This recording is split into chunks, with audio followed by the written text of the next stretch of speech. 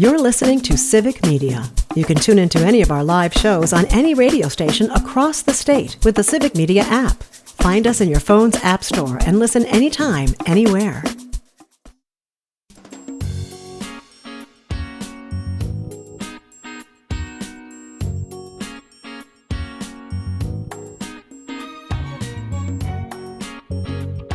Live across Wisconsin on Civic Media, you're listening to Mornings with Pat Kreitlow, powered by Up North News. Now, from our Lake Wissota studio, here is the founding editor of Up North News, Pat Kreitlow. Good morning. It is 7:06. It is nice to have you here on this Tuesday morning, July 15th, 2025. Parker Olson produces this fine show, and he is standing by in Madison Studio A2. Meteorologist Brittany Merlot will be along in just a sec, followed by State Senator Jamie Wall from the Green Bay area. We talked to State Representative Ahmad Rivera-Wagner yesterday from the Green Bay area, and we talked about the state budget. It was, of course, a very bipartisan affair with Republicans and Democrats voting yes and no for various reasons. Representative Rivera-Wagner was a no and explained why. Senator Wall was a yes and tells us about the positive things that were in the budget. That's coming up in just a bit. But first, let's check in with meteorologist Brittany Merlot for what appears to be one very hot, sticky day. This is like a Nashville chicken hot honey kind of day. It's that much heat and stickiness that we're bringing to the day, right? Yeah. I like the way you put it. It adds a little glaze to the situation. Yeah, everybody's going to have a little glaze when they come in from outdoors. Tasty. Hopefully without the pickles. I'm not a pickle guy. I don't order the Nashville stuff because they throw pickles on it. So just give me the hot honey chicken. I don't need the pickles. But the pickles do throw it off just a little bit, in my opinion, as well. I agree. And frankly, if there were pickles in the weather, that would be another thing too. But instead, that would be terrifying. It would be terrifying. Instead, raining pickles. It's raining pickles. Hallelujah. No, it's not like that at all. It's just going to be steamy and sticky, Brittany. It sure is. Yes, a very, very hot one. We're looking at temperatures pretty much near 90 across the state, mid 80s. Absolutely. That's what you're hitting today. Plus the humidity on top of that. The heat index is really going to be feeling more like those mid 90s for a lot of us, low 90s for some of us. I mean, this morning it's already 75 degrees in Siren. And then, of course, you go by Lake Superior, it's about 63 degrees. So we're already starting off with a mild morning. We've got a ton of sunshine out there. There's only a few clouds far, far northwest up towards Lake Superior area. Those are going to start to build and spread a little bit more in towards the state, but staying into the northwestern ports of the corner because we've got a front that is just lining up there and stalling there tonight. But then by tomorrow, this low pressure system starts to push down south and it kind of swings some storms and some heavy rainfall as we go into our Wednesday for the rest of the state. So we've got a wet section of the week ahead, but today is definitely going to be a hot and dry one. Or as Rob puts it from Tigerton, Louisiana swamp weather in Wisconsin today. Yes. Sounds about there's mosquitoes everywhere. Yep. Good morning from Tigerton, Rob says. It's sunny, hazy, 68. Yesterday I mowed 4 yards in the Wittenberg area. Took an hour lunch at Brianna's in Wittenberg to enjoy the air conditioning. Yeah. Today I've got to mow in Tigerton. I had to stock up on lots of Gatorade just to stay hydrated. It's like Rob knows exactly what Brittany's going to say. And if Greg Bach would burst through that wall like the Kool-Aid man right now, if he could, tell Rob to stay hydrated. And Rob goes on to say, I really appreciate the people that work in the field to teach people with developmental disabilities because I was on the receiving end of their services and appreciated their help on this Developmentally Disabled Professionals Appreciation Day. So again, thanks to all those folks for all that you do. Absolutely. Not as smoky, thankfully, from the Canadian wildfires. The discomfort is just all ours. It's just the natural discomfort that we feel Pretty instead much. in We there. just go from one to the other, though, Yep. But I was mentioning how yesterday it was, hot, and a lot of folks were on the lake. Either they were vacationing or just, some of the local kids on summer vacation. But there were a lot of people that said, let's just get on the jet ski or any boat and anything that gets the water churning and puts a little moisture up there. Not the kind that you sweat in, but the kind that makes you feel better, The refreshing kind, yes. The refreshing anything. kind, yeah. Anything. So a sprinkler. I expect it's going to be another noisy one on the lake today. Thank you, Brittany. We'll check back with you in an hour. Sounds good. As always, a reminder that you can sign up for our daily newsletters at Up North News, a separate entity from Civic Media, but so happy to have this morning partnership every weekday from 6 to 9 a.m. You can sign up for our newsletter over at upnorthnewswi.com. Again, upnorthnewswi. Don't forget the wi.com, and we'd love to have you as a subscriber. Among the things that we also have are a Sunday newsletter that I put together, Sunday Mornings with Pat Kreitlow, all about Wisconsin politics. And I have to say that our question of the week has really tapped into something lately. And it isn't all about Zoran Mamdani, the Democratic nominee who is the next mayor apparent in New York City. But AOC from New York City, Bernie Sanders, certainly other folks, there are people in our legislature now who describe themselves as Democratic socialists. And for some people, that is really off-putting, feeling like they are going to turn off all the moderates and it's going to cost Democrats elections. And there are plenty of others who go, no, this is what we needed. This is a breath of fresh air. No squeamish Democrats. These are folks that are saying, look, these are our values. This is what we absolutely want to do. And then there are those in the middle that say, hey, there's room for both. There's room for centrists. There's room for people who describe themselves as democratic socialists or far left, whatever you want to call it. And so we asked, what's your opinion on this? Now, I haven't tallied up the results fully yet, but I bring this up because it really did bring in a lot of responses right away, all over the place. I mean, if you just go by the A, B, C, or D, and I'll tell you the D answer in a minute here. They are all over the place. There is here's Don here who votes for the big tent. There's room for all, where he says we need to have room for an open discussion of issues. Let's see. There's one here that also says big tent, but Liz says Dems must have a coherent, simple, values-based message, not just anti-Trump. After all, Mamdani won on the topic of affordable housing. And then there's C, who says, nope, option C is, nope, don't go too far to the left. Dawn says, let us not forget past losses due to far-left idealism, a.k.a. Bernie Sanders. And so on it goes. So we'd love to know your opinion. You can be a subscriber to our Sunday newsletter simply by heading to upnorthnewswi.com and click subscribe in the top banner. Or if you just want to weigh in on this question, send us a note. radio@upnorthnewswi.com is our email address. Again, radio@upnorthnewswi.com. Or, of course, if you're watching us on Facebook or YouTube, just put a little something in the comment section right there. All right, State Senator Jamie Wall joins us now from the Green Bay area. We'll talk about the state budget and more. Senator, good morning. How are you? Good morning. Thanks for having me, Pat. Hey, nice to have you here. Let's just get right into the way that I started off the segment here, saying that for the state budget bill that passed last week, there were both Democratic and Republican votes, both for and against, for various reasons. You came down on the side of voting yes, although you were quick to add in your statement that hardly makes this a perfect document. Tell us why, in the end, you came down on the side of voting for it. Sure. Well, look, this was not the budget I would have written, but you don't get everything you want in life all the time. And, fundamentally, if you want a budget that's going to reflect the priorities of the Democratic Party, you need to have Democrats in the majority in the legislature, and we don't have that. But we found ourselves, or I found myself as a Democrat in the Senate with some unexpected leverage, because it turns out that the Republicans in the Senate are internally divided and we're not able to come together around a plan of their own. Okay.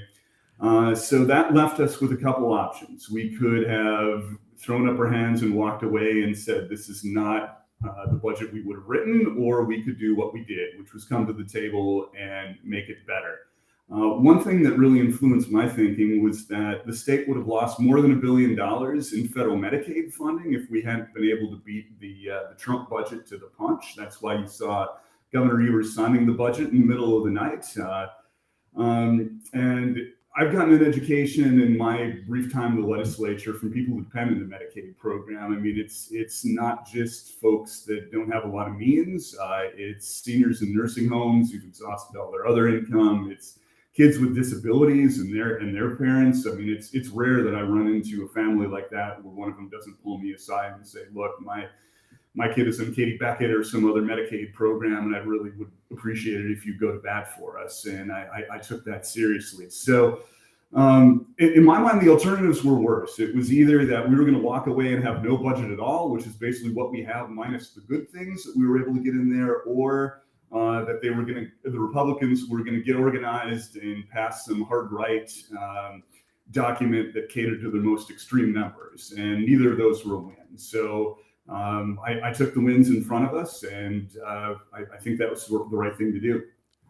Do you feel like, without getting everything that you wanted, because again, that's part of what politics is, and the governor certainly knows that as well, those things that didn't happen, do they basically just become the platform that you run on and that Democrats run on in 2026, is to say, look, these things weren't in, you vote for us, this is what's going to come next time around? Or do you look at other factors and you don't worry about what didn't make it into the budget? Well, look, there were a lot of good things in the budget that we were able to improve. I mean, I don't think it's an exaggeration to say that we saved the state's childcare industry from a crisis. Governor Evers had used some federal money to help prop up our daycare centers through the pandemic. Those funds were expiring. We had surveys that told us that maybe a quarter of all the daycare centers in the state were going to go out of business, and think of the impact that has on kids and their families.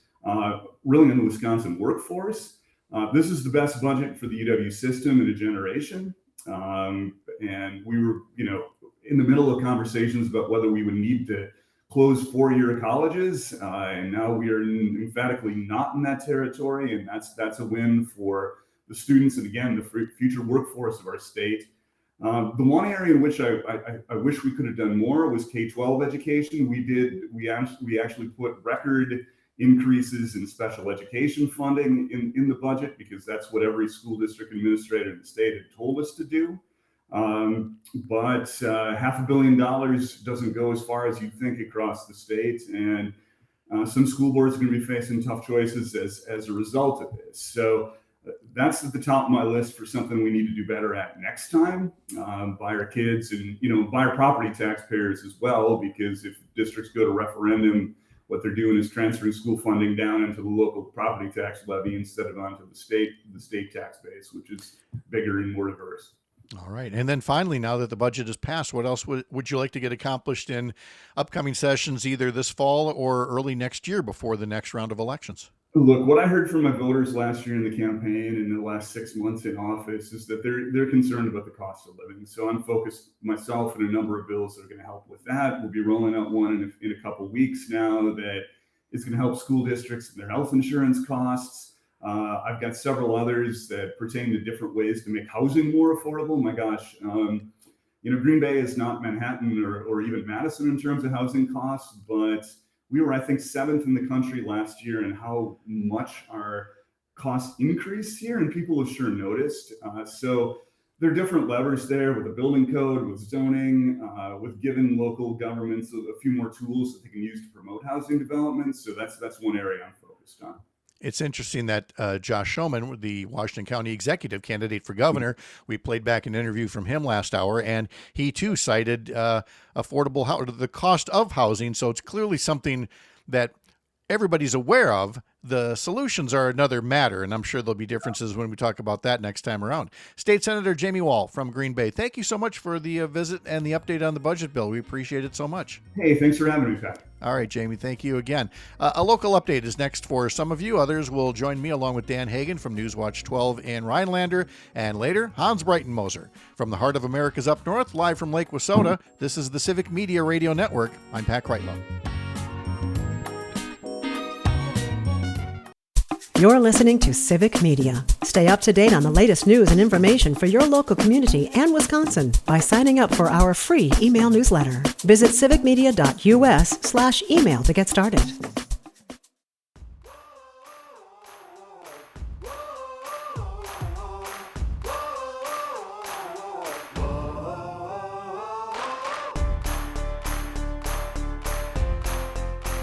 Yeah, this was an interesting comment on the Josh Schoeman interview from Tony up in the Ashland area, who said that, as I just said before the break, Josh Schoeman acknowledged housing costs, but didn't really say what he wanted to do about it. And now we, to be fair, also didn't ask him because, again, it was just a quick interview. But much like he said about wanting to be bipartisan, it's one thing to say these things and say, well, I acknowledge that these are problems, but then what is it that you want to do about it? And I'm sure we'll talk more about that with Dan Schaefer just over 1 hour from now from the recombobulation area. But first, it is time to talk to Dan Hagan from Newswatch 12, WJFW TV in Rhinelander, fresh off the Hodag Country Music Festival. Mr. Hagan, how are you? Good morning. I'm still recovering, but life is good. Life is good. How so? I mean, was it late nights, too much dancing, too much ha-ha leads to boo-hoo? What exactly are you recovering I from? haven't heard that one before. No, it was just a couple nights of debauchery. And it's debauchery, okay, that's fair enough. 30,000 people around you is really fun in the moment, but it's, tiring as well. I only had one night of late night drinking, and then the rest I was just downing waters like it was my job. So I thought that was a good balance for me. That's a good man. And what music acts stuck out for you? Yeah, so I saw Three Dog Night. So you're probably I'm sorry. What? You're Three right. Dog So Night? they're not country at all, obviously. No, they're not, and they're still alive, which I know is the same thing I said a week ago when I saw Chicago and Milwaukee. But Three Dog Night. Yeah, they should be called One Dog Night because they got one of the three founding singers. Okay. And he was moving pretty slow. He was moving kind of like Joe Biden was toward the end of his presidency, just kind of shuffling along. But he could still sing it. He could still sing it, and it was funny. We saw one of the lead singers. I could just see mouthing towards the end of the show, like, we'll play it, because someone had the nerve to ask, hey, are you going to play Joy to the World? Like, of course they're going to play Joy to the World. Of course. What else could he do, right? Yeah, and of course they're going to end with it as well. So, they... So Danny Hutton is the only original member. He is 82 years old. He's 82 years old. Yeah, that's right. How did he not take a nap in the middle of this? I know. Well, there was a musical interlude where he stepped off stage, so maybe that was it. But he could still sing it, so good for him. Yeah, it wasn't like hard to listen to. Like, I saw Gordon Lightfoot play maybe, a decade and a half ago, and it was hard at points, because he can't quite sing. So yeah. Well, I noted that I was at Summerfest when Fleetwood Mac was kind of winding down their very first, incarnation, and then they broke up for a while and eventually came back. But at that wind down, again, they didn't sound anything like what we'd been used to hearing, but clearly they picked it up. Other folks, again, if you lose it, if you don't use it, you lose it. And so if you can sing, keep singing. If you can play, run. If your knees are still working, keep running. That's all I'm going to say about that. Trust me, you miss your knees once they're gone. But it was a good time for you. You enjoyed everything else about it? No, it was a great time. A lot of people, everyone was in a good mood. So it's hard not to be in a good mood as well with that. But a lot of people. It's definitely a summertime thing, and yet the one story I wanted to ask you about that you're covering up there at Newswatch 12 in Rhinelander deals with ice damage. Yeah, and obviously there's the damage, there's the cleanup, and then there's paying for the cleanup and getting help where you can, and that's something that city leaders have been working on recently. Yeah, that's right. So in March, you may remember in northern Wisconsin had a really bad ice storm, and it was, pretty much once in a generation. People that I talked to said they've never experienced anything like it before. So Rhinelander had a big brunt of that. You can remember the Hodag Dome was punctured during that storm, but a lot of trees were lost. So we just got a $44,000 grant from the DNR to replant a lot of trees, as well as compensating all of the work that went into all of the cleanup. So that's progress for the city. Yeah, because again, these things can get to be real. Mother Nature can be very expensive sometimes. A very expensive. I was going to say roommate, but she's basically the landlord. We're the ones paying the rent here. What was the story I saw about somebody going especially speedy on their motorcycle? Yeah, I was gonna say, I wonder how expensive that ticket is, going 121 miles per hour. So he was taking Whoa. his motorcycle north. This is a 19-year-old from Mosinee, Wisconsin, heading north on Highway 51, and he's going in between cars. And they pull him over, and they say, "Do you know like how fast you're going?" And he says, "My speedometer is broken." Like, well, you're going 121 miles per hour. And he said, well, I thought I was only going 95 miles per He hour. thought he was only going 95. Oh, And, okay. yeah. So, just casually twice the speed limit of 65. So Oh. I'm wondering how much he'll be paying for that. I know this is a little dark, but there's a reason why the Flight for Life helicopter is nicknamed by a lot of people as Flight for Parts, because they're just going out there and they're scraping people up who make poor decisions, shall we say, and are, then become the organ donors that more responsible people sometimes need. So I hope this is a life lesson. I mean, he only got a ticket. He didn't get a ride, to the medical examiner this time. How about Right, you? no. Are you a motorcycle rider at all? Never. I wouldn't touch the thing. Too dangerous for me. You I are like a wise man. I like my four walls of my vehicle. Uh-huh. My father, he had a motorcycle and he sold it to pay for my mother's engagement ring. Isn't that nice? Oh, that's romantical. That's so Yeah, cool. Pat, did you ever get on a motorcycle? Yes, and was involved in a very minor crash, but the bike fell on top of me. I was a passenger, and I was just like, yeah, I don't think I need to do this much anymore. It's a no bueno for some of us. Dan Hagan from Newswatch 12. Thank you so much for the visit. As always, have a great day.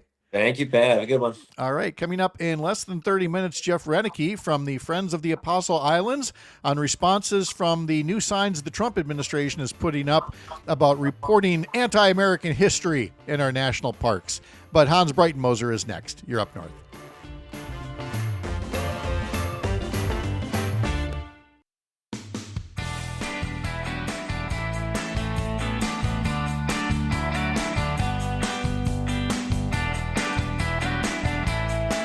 Who is ready to do some road tripping with Matt Nair on Air and the Todd Alba Show? They will be hitting the road starting tomorrow with stops in Oshkosh, Butternut, and Hayward.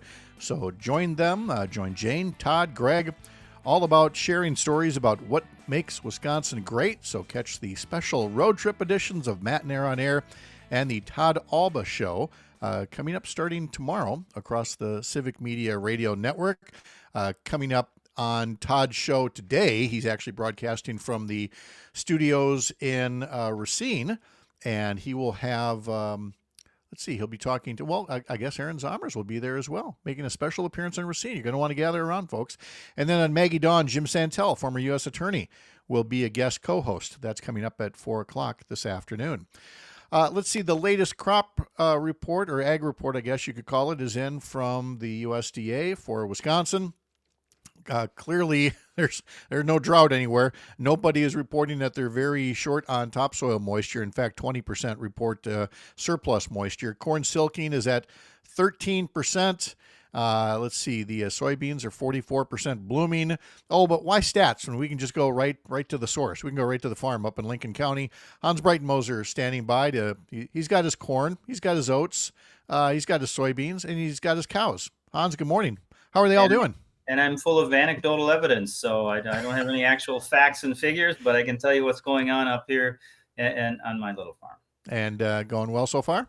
Yeah, yep. So okay. We are, in fact, we're just going to start chopping our new seedings this morning. So in other words, the hay ground that we seeded down this spring with a nurse crop of forage oats, mixed with alfalfa, clover, and some grasses that we planted this spring. We are going to take a first cutting of that here today. So that forage is that. I mean, that's quite the combination there. That sounds like like the ultimate trail mix if you're a cow. That is the ultimate trail mix if you're a cow. It's and if you can get it early enough and so forth, it's very digestible and has lots of protein and should make some milk for us. You ever mix peas in with your oats? Yep, years ago we did that. We haven't done that for several years, but yeah, that's a forage crop that guys do, peas and oats. Yep. The reason I ask is that my wife Sherry, who grew up on a farm, and occasionally there'd be oats and peas, and she'd talk about being able to go out into the field and get the peas right there out of the field. And a couple years back now, now again we're up to 4 grandkids now, but when we had our 2 grandsons, she showed them one time how to go out into the field, amongst the oats and the peas and where to get the peas. And I tell you, every summer after that, when they'd go back to her parents' farm in Manitowoc County, they'd be like little piggies out there in the field. Could not get enough of the fresh peas that were growing right there on the farm. And again, I mean, these are kids that have never lived on a farm, but when they get there, it is just so fun to watch them go, wow, these peas taste different than what comes in a can.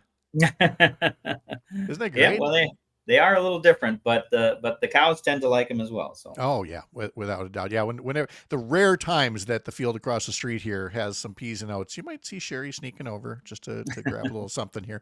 Let's talk about the state budget again for a second, because, and again, the real theme here is that there's something for everybody to like and something that anybody can not like.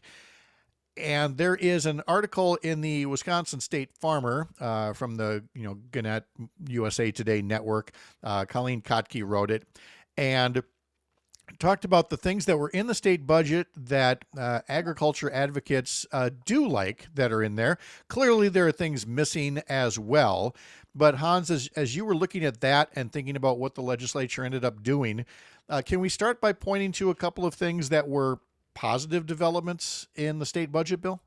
Sure. Yeah, I think the $30 million to county conservation staff was a plus. I was on the county board here in Lincoln County for 10 years, and I was on the land services committee, and I know that that staff does good work. It's important work. It's the kind of work that keeps our surface water and groundwater clean, keeps erosion from happening as much, and so forth. So I think that will be for rural counties, that's going to be a real plus and a welcome addition. I think also the 3 new staff for DADCAP is a good thing as well, because again, there's you can have programs, but without staff, how do you implement them, right? So those are things that I think were really important, and I'm glad they did get done. So there were things that were in there, but there was a food security grant, there was a CDL driver training grant program, and things like that. But I know Wisconsin Farmers Union also said that there were some missed opportunities, like excluding a Wisconsin local food purchase assistance program from consideration in the budget. Did you see as well things like that really should have been in the budget and didn't make the final cut? Well, I think LFPA is the thing, right? I mean, that was, that just makes sense. It makes sense on all fronts. It makes sense for, dollars spent for food security for people and money going straight to farmers. So I'm really confused as to why that didn't make it in there, because it did seem to have some bipartisan support. And so that was definitely a disappointment. One thing that I don't know enough about that I probably should is that food security grant and what that's about, because $10 million is not a small amount of money. And so one wonders if that has the potential to make up some of the, some of what we're losing with LFPA. But, it's also unfortunate too, when you have a program that works and you have staff there, doing it and so forth, to get rid of it and start something different, that's just perplexing to me. It just doesn't make any sense. Yeah, and what I would say to that, first I'm gonna begin by saying this is speculative on my part, but let's start with childcare. We heard about how Republicans did not want to give Governor Evers a win in terms of childcare. Why? I have no idea. But they created a different way to fund childcare, which again had some funding, but it wasn't the same. And like you said, you have to learn certain things. And I'm seeing a parallel here in the LFPA, the Local Food Purchase Assistance Program, that again is an opportunity to help strengthen local food sourcing. And instead, this food security grant program is $10 million to provide grants to nonprofit food banks in Wisconsin to buy locally grown and processed food for those in need. So, like you said, it may be similar, but the LFPA was a known thing. It was working. And if the only reason they didn't fund it is because Governor Evers wanted it, that would not be a good thing if that's true. Well, yeah, but that also wouldn't surprise me. I mean, politics, sure. But, at the risk of, trotting out cliches, if it ain't broke, don't fix it. This was a thing that was not broke. And so with this new program, I would say the devil's in the details. And it'll be interesting to understand better, like where that money's going to go, because I mean, I feel like LFPA did a good job in getting the dollars directly to farmers and getting the food directly from farmers to people, right? So it was straightforward, it was efficient, and it checked all the boxes. And so I'm cautiously optimistic, and I don't know enough about this food grant security deal to poo-poo it one way or the other. But if it is a situation where a lot of dollars are going to go to some distributor who happens to be located in Wisconsin but is getting food from all over and whatever else, well, then it definitely misses the mark. And we had a system that hit the mark real well. So that's what's a little frustrating for me. So it certainly makes me want to find out who put that language in, who was behind it, right. What was their motivation? And again, I'm going to try to keep an open mind, but like you said, something was working already. Yeah. Yep. There was another story, coincidentally, also done by Colleen Kotke. I want to give her credit for this, which was about the increasing number of farmers and farm workers who are suing Bayer, the maker of Monsanto, a widely used herbicide. And obviously, there are a lot of cases of cancer and things happening with workers, with farmers. But Bayer, which makes Roundup, now facing more than 180,000 lawsuits around the country, has been pushing legislation at the state level that would shield the company from liability. And they're claiming that it's not, like blanket immunity, that it's just, it provides some clarity in what these lawsuits are suing for. It certainly doesn't pass the smell test. In other words, I don't want to smell this because I might get cancer. Yeah. No, that's dirty pool. I mean, if you're producing a product and there's hazards with it, then you have to be able to step up and defend it. But to try and change the rules on how the referee operates so that you don't have to defend it is total BS, and we should be calling BS on that. Roundup has been used for years and years and years. It's used a lot now. I think it's overused in my estimation. It has become this tool that farmers use, and farmers are going to use the tools at their disposal because we're especially corn and beans. They're very thin margin crops and so forth. So it's a herbicide that works. But I do feel like it's totally overused at this point. But beyond that, this issue has, in my estimation, as much to do with, big companies being able to write the rules to keep themselves protected, as it does with this particular herbicide. Yeah. And so right now, according to the article, the label on Roundup does not include warnings about potential cancer-causing effects or requirements to use personal protective equipment beyond regular clothing. And Bayer is saying, well, without this immunity, they may stop producing it, and that would impact crops. But the article goes on to say, well, if Bayer stops making Roundup, what'll happen is we'll get this from China instead, where worker safety is not a thing, and we're basically just transferring our cancer. We're outsourcing our cancer, essentially, is the way it sounds, when it would just be easier to properly label your stuff. Yes. Yeah. No, I think there's the truth in labeling is a good thing, regardless if you're talking about, cigarettes or glyphosate or any other product. That to me has less to do with ag and more to do with just living in a free society where you can trust your government to do the right thing. But I mean, at the risk of going down a rabbit trail, Pat, I think again this has to do with how our politics is driven, and it as long as it's driven by money, to the extent that it is, then that's when lousy legislation is going to come about, because it's coming from a bad place. Yeah. again, just again, serve the people who voted for you, not the people who are giving to you. Exactly. I don't know that's what it goes down to. how we can make it any easier. And it's difficult to say. What we need are more maverick Republicans who will stand up and say we should put these safety labels on, when that shouldn't be maverick behavior. That should be as bipartisan as it gets. And sadly, it is not. Hans Brighton Moser, as always, thank you so much for these stories and for all you do. You got a busy day ahead of you. Thanks so much for starting it with us. You bet. I shouldn't say start it with us. You're like 3 hours into your day already, aren't you? Silly. Yeah, it takes me a really long time to drink that first cup of coffee. That's it. Yeah. Silly city boy. All right, Hans, thank you very much. A local update is coming up next for some of you. For others, we're going to have our new Way Up North segment Tuesday mornings at 7:50, and folks who are living up along Lake Superior. And we will be visiting with Jeff Rennicke, Executive Director of the Friends of the Apostle Islands, and talk about Donald Trump's executive order attempting to whitewash the history of our national parks. And when we're all back together in our 8 o'clock hour, we'll be joined by Dan Schaefer and by Chad Holmes.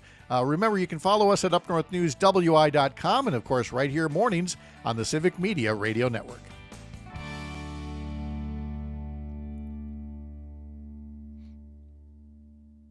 You're listening to Civic Media. Find the latest news, information, and archives of all your favorite shows on the Civic Media website, civicmedia.us.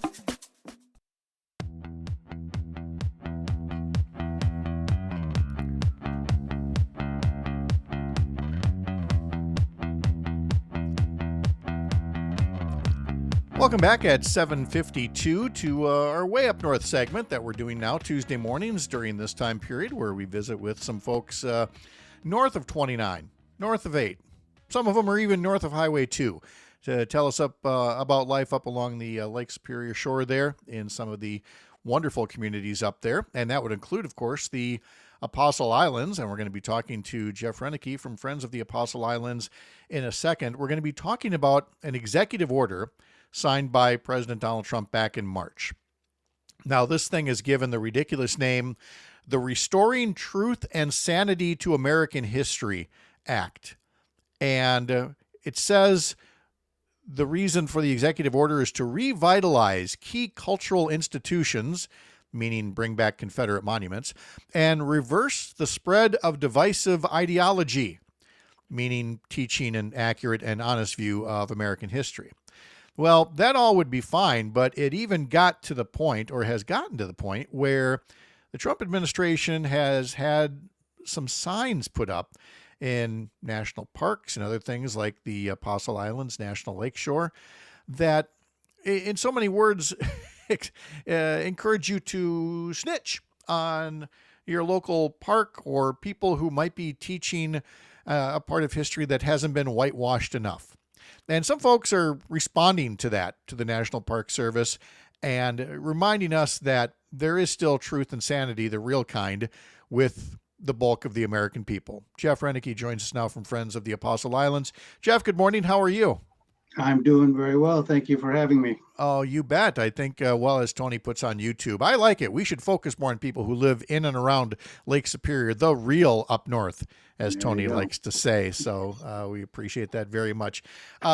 Jeff, before this came up, before there was, everything that the Trump administration is doing, as I make that wide sweeping gesture with my arm here, before all of this, tell me about Friends of the Apostle Islands and the kinds of things the group would be doing in normal times. Friends of the Apostle Islands is, in essence, a support organization for the Apostle Islands National Lakeshore.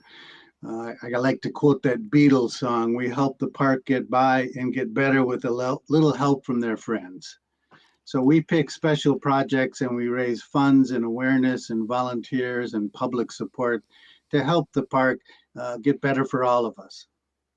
And so you've been doing that for the longest time, ever since it became a national lakeshore, and a lot of that dates way back to a visit from President Kennedy by, was it Gaylord Nelson who brought Jack Kennedy up and helped convince him of turning this into a national lakeshore, which is not the same as a national park, and that's a discussion that we'll have another time. But now with the Trump administration and this executive order that included these little signs, they have been seen up at the Apostle Islands. Can you tell us a little bit about what it is that the sign says or what it's trying to get at? Well, the sign says specifically three things. One is to let them know if any areas need repair, and that's normal. Any services that need improvement, and that's always good. But the third one is the chilling one. Any signs or other information that are negative about either past or living Americans, or that fail to emphasize the beauty, grandeur, and abundance of landscapes and other features should be reported. So, let's not say anything bad about those people who, owned enslaved people or who, massacred an entire group of people for their land. Let's just set that aside. It would be enough just to, I don't know, do an eye roll at that, but people have been responding to the National Park Service. What are you getting from some of those responses as far as what you're hearing? Well, first of all, of course, we would never really know if it weren't for people who were paying close attention. This has not been released by the administration, but it has been leaked by the Coalition for the Protection of American National Parks. And they published a 69-page document which gave all 1,600 responses to that sign through June 30th. And as you might imagine, and as I think the administration didn't expect, the response has been overwhelmingly supportive to the staff of our national parks and the purpose of our parks. Most people are just glowing about the job that parks are doing under very divisive situations. Let me give you quick examples of here in the Apostle Islands. Very well maintained and helpful staff. Little Sand Bay was phenomenal. Staff matched the beautiful scenery. One person was washing the visitor windows. Both were knowledgeable and professional and friendly. The NPS in Apostle Islands needs a larger budget and more staff. And I love this one. Some people are using it to display their sense of humor. He says, I have seen these islands and they don't resemble the apostles. They don't look like Peter or Paul. They look more like rocks and should be renamed. I mean, you have to have a little tongue in cheek about this because, again, the attempt to whitewash history is what it is. And yet under things like the National Historic Preservation Act, the people at our national parks and other sites, I mean, they're basically charged with, we want them to teach an honest view of American history, right? It is. Our national parks have always done a fabulous job at interpreting the importance of human history in our landscapes in our national parks. And as you mentioned, they are mandated by law to do so, but I also think they see it's important. Parks are more than just postcard scenery. They're the story of America. Wallace Stegner, the Pulitzer Prize winning author, said that national parks are America's best idea, reflecting us at our best, not our worst. I would take a little different tact, and I would say national parks should reflect us at our most human. And I think our signs in our national parks are attempting to do that. Without a doubt, and the staff that is doing incredible work to do it in the face of budget cuts and just an overall tone from Washington that is not nearly as supportive as it used to be and as it really should be once again. Jeff Rennicke from Friends of the Apostle Islands, thank you for giving us a little bit of insight into what people are doing and saying about this. We appreciate it so much, Jeff. Have a great day. Thank you very much. All right. Coming up in our 8 o'clock hour, Chad Holmes, Dan Schaefer, an updated forecast from Brittany Merlot, and more live on the Civic Media Radio Network. I'm Pat Kreitlow.